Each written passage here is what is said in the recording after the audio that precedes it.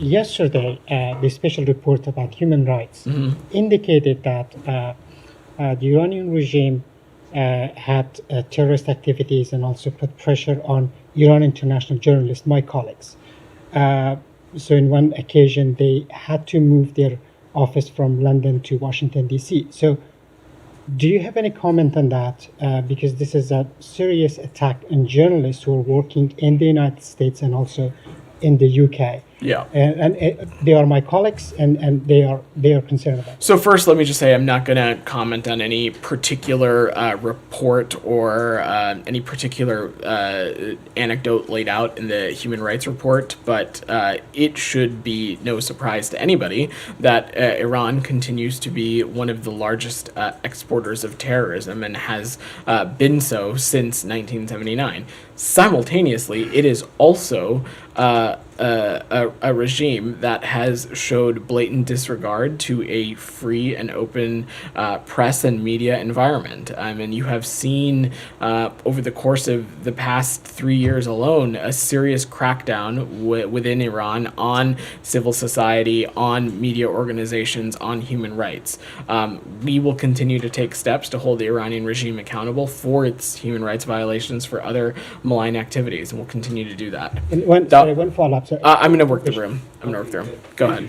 Yeah. According to Jewish press and Middle East foreign reports, the U.S. State Department has announced that it will take legal steps against the Israeli Army's unit known as the Netzah Yehuda Battalion, based on reports that the U.S. gets from Dawn, which we've spoken to this pretty regularly since Friday, and your colleague just asked about it at the beginning of the press briefing, so I would ask you pay attention. But I will just reiterate what I said, which is that we're not going to get ahead of our determinative or deliberative processes here. We take our role and responsibility as it relates to implementation of the Leahy Law quite seriously. Its standards are applied consistently to all countries who we have security relationships with, but I don't have any announcement. Well, this is a follow-up to this. According to U.S. State Department website report, the U.S. has declared that it will take action against those who undermine peace, security, and stability in the West Bank, which undermine the national security and foreign policy objectives of the United States, including the viability of the two-state solution.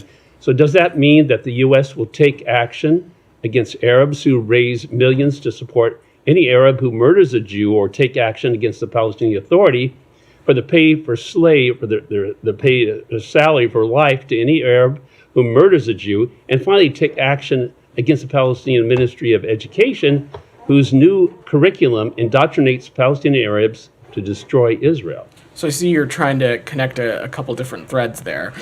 First, the sentence that you quote from, you're talking about actions that the United States took in response to violence extremism that we are seeing in the West Bank. And yes, that absolutely is a detractor from peace and stability in the region. It's a detractor from Israel's own security. Takes us further away from a two-state solution. And as you saw, we won't hesitate to take appropriate actions to actors who partake in that kind of activity. Simultaneously, when it comes to the PA, which is what I think you're referring to, issues like the so-called martyr payments are something that we have raised regularly in our engagements with the PA. It is a tenet of the kinds of reform that we are continuing to insist the Palestinian Authority undertake, and we'll continue to have those kinds of conversations.